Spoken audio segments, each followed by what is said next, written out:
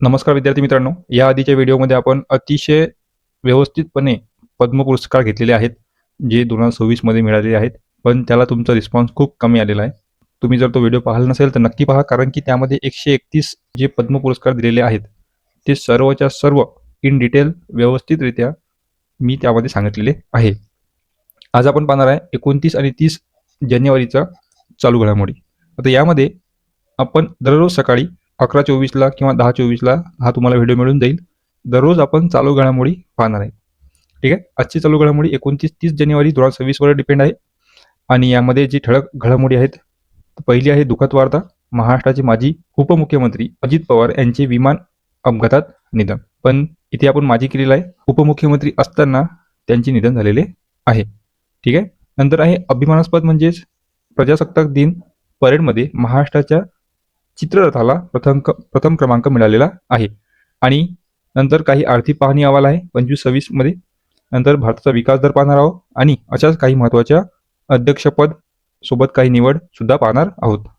तर पहा, तुमच्या सर्वांनाच माहीत आहे, पूर्ण भारताला माहीत आहे की अजित पवार हे जे होते हे आपल्या महाराष्ट्राचे उपमुख्यमंत्री होते. त्यांचे पूर्ण नाव अजित अनंतराव पवार होते. जन्म 22 जुलै 1959 आणि मृत्यू 28 जानेवारी 2026 वयाच्या 66व्या वर्षी. आणि सर्वांना माहीत आहे कशामुळे झाला आहे, तर विमान अपघातामुळे.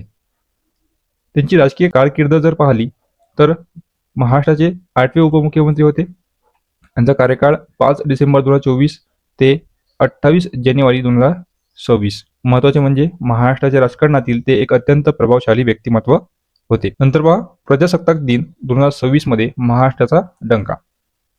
असे का म्हटलं आहे, कारण की महाराष्ट्र हा प्रथम क्रमांकावर आहे, ज्यामध्ये विषय होता गणेश उत्सव आत्मनिर्भरतेचे प्रतीक. द्वितीय क्रमांकावर आहे जम्मू आणि काश्मीरचे, विषय होता हस्तशिल्प आणि लोकनृत्य. आणि तिसऱ्या क्रमांकावर आहे केरळ, वॉटर मेट्रो आणि 100% डिजिटल साक्षरता. आणि काही इतर महत्त्वाचे पुरस्कार जसे की सर्वोत्कृष्ट मंत्रालय, सांस्कृतिक मंत्रालय, विषय वंदे मातरम, ज्याला 150 वर्ष पूर्ण झालेल्या गाण्याला, या गीताला. नंतर सर्वोत्कृष्ट मार्चिंग तुकडी जी होती ती होती भारतीय नौदल. आणि सर्वोत्कृष्ट CAPF तुकडी जी होती ती होती दिल्ली पोलीस. नंतर पहा, महाराष्ट्र विशेषमध्ये पद्म पुरस्कार. आता या पद्म पुरस्काराबद्दल मी अतिशय खोलवर माहिती दिलेली आहे या आधीच्या व्हिडिओमध्ये, तुम्ही पाहू शकता. आणि त्यामध्येच महाराष्ट्रातील एकूण 15 व्यक्तींना सन्मानित केलेले आहे. त्यांची संपूर्ण यादी फक्त महाराष्ट्रातलीच नाही तर सर्व पुरस्कारांची यादी दिलेली आहे. नंतर सध्या MPSCचे अध्यक्ष जे आहेत ते आहेत विवेक भीमनवार. नंतर MPSC सचिव जे आहेत ते आहेत महेंद्र हरबाळकर. नंतर NCC संचालनालय अतिरिक्त महासंचालक जे आहेत ते आहेत विवेक त्यागी. नंतर पहा, राष्ट्रीय घडामोडी. यामध्ये राज्यवार धोरणे. पहिले आहे केरळ. केरळमध्ये PM स्वनिधी क्रेडिट कार्ड जे रस्त्यावरील विक्रेत्यांना बँकिंग प्रणालीशी जोडण्यासाठी स्कीम, ही जी योजना आहे ती काढलेली आहे. ही आपल्या महाराष्ट्रामध्ये सुद्धा आहे, PM स्वनिधी योजना म्हणून.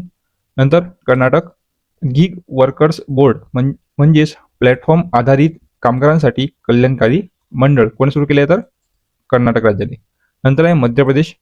कृषी वर्ष 2026 मध्ये हे वर्ष अधिकृतपणे कृषी वर्ष म्हणून घोषित केले आहे, कोणी, तर मध्य प्रदेश या राज्याने. नंतर आहे झारखंड.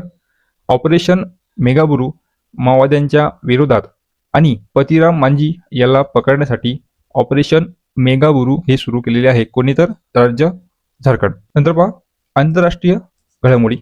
ज्यामध्ये अमेरिका हा WHO मधून माघार घेतलेला आहे.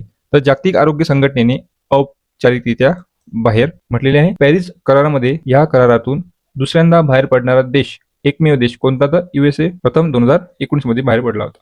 नंतर फ्रान्स. सोशल मीडियावर बंदी, खूप महत्त्वाचा पॉईंट आहे हा, आपल्याला परीक्षेमध्ये विचारला जाऊ शकतो. 15 वर्षाखालील मुलांसाठी बंदी घालणारे विधेयक मंजूर कोणत्या देशाने केले? फ्रान्स देशाने.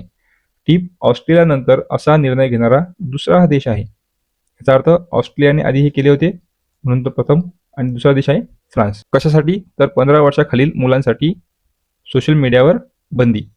ठीक आहे. नंतर आहे दक्षिण कोरिया.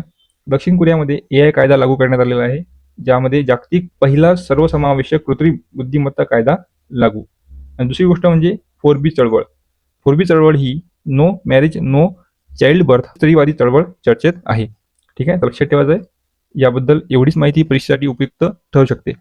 नंतर पहा अर्थव्यवस्था. आर्थिक पाहणी अहवालमध्ये 2025 मध्ये जीडीपी दराचा अंदाज जो आहे तो आहे 7.2 आणि आधी जो होता तो होता 6.8 आणि आपला भारत हा 4थ्या क्रमांकावर आलेला आहे. जगातील सर्वात मोठी अर्थव्यवस्था बनलेली आहे 4थ्या क्रमांकावर आणि जपानला मागे टाकण्यात आलेलं आहे.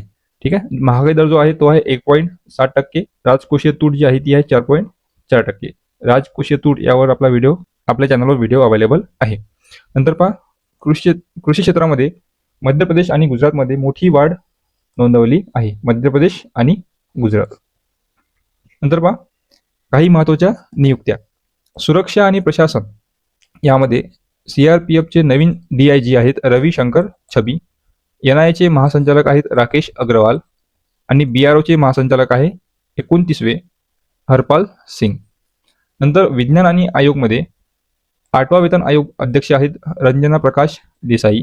अणु विमायक मंडळ मध्ये के बालसुब्रमण्यम बनलेले आहेत आणि नासाचे प्रमुख जे आहेत ते आहेत जेरेड इसाकमन. ठीक आहे, नासाचे नवीन प्रमुख जेरेड इसाकमन. नंतर क्रीडामध्ये पहा ऑलिम्पिक काउन्सिल ऑफ एशिया चे अध्यक्ष बनलेले आहेत जुआन बिन हमाद अल थानी जे कतारचे आहेत.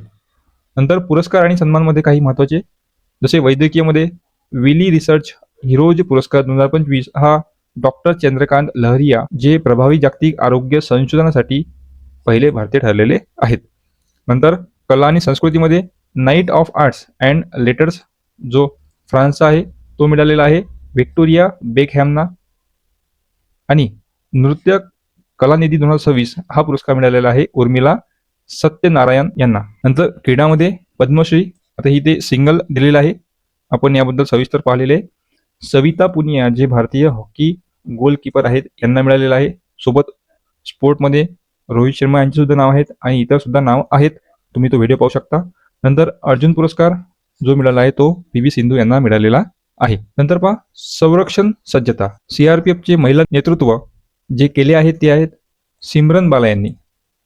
प्रजासत्ताक दिनी 140 पुरुष कर्मचाऱ्यांच्या तुकडीचे नेतृत्व करणाऱ्या पहिल्या महिला अधिकारी ठरलेल्या आहेत. हा पॉईंट नोट करायचा, सिमरन बाला. नंतर पहा लडाखचे उंट. तुम्ही जर पाहिलीशी परेड टीव्हीवर तर लडाखचे कॅमल हे त्या परेडमध्ये तुम्हाला दिसले असतील. परेडमध्ये प्रथमच 2 वशिंड असलेले उंट म्हणजेच हे 2 वशिंड असलेले उंट पहिल्यांदाच जे लडाखचे उंट आपण म्हणतो ते या परेडमध्ये होते. वैशिष्ट्य म्हणजे उणे 40 म्हणजेच -40°C तापमानात सीमा सुरक्षा हे अतिशय महत्त्वाची कामगिरी बजावतात. नंतर रोबोटिक्समध्ये Visakhapatnam railway station ASC Arjun पहिला ह्युमनॉइड रोबोट तैनात केलेला आहे. नंतर क्रीडा जगतमध्ये पी.व्ही. सिंधू यांनी 500 एकेरी सामने जिंकणारी पहिली भारतीय शटर बनलेली आहे पी.व्ही. सिंधू. नंतर हॉकी इंडिया लीग मध्ये कोण आहे विजेते तर कलिंगा लान्सर्स आणि उपविजेते आहे रांची रॉयल्स. आणि सोबतच BCCI माजी अध्यक्ष इंद्रजीत सिंग बिंद्रा यांचे निधन. नंतर आहे विज्ञान आणि पर्यावरण. यामध्ये ऊर्जामध्ये आहे चीन. जगातील सर्वात मोठा CAES म्हणजेच compressed air energy storage power plant हा कोणाकडे आहे तर चीन या देशाकडे.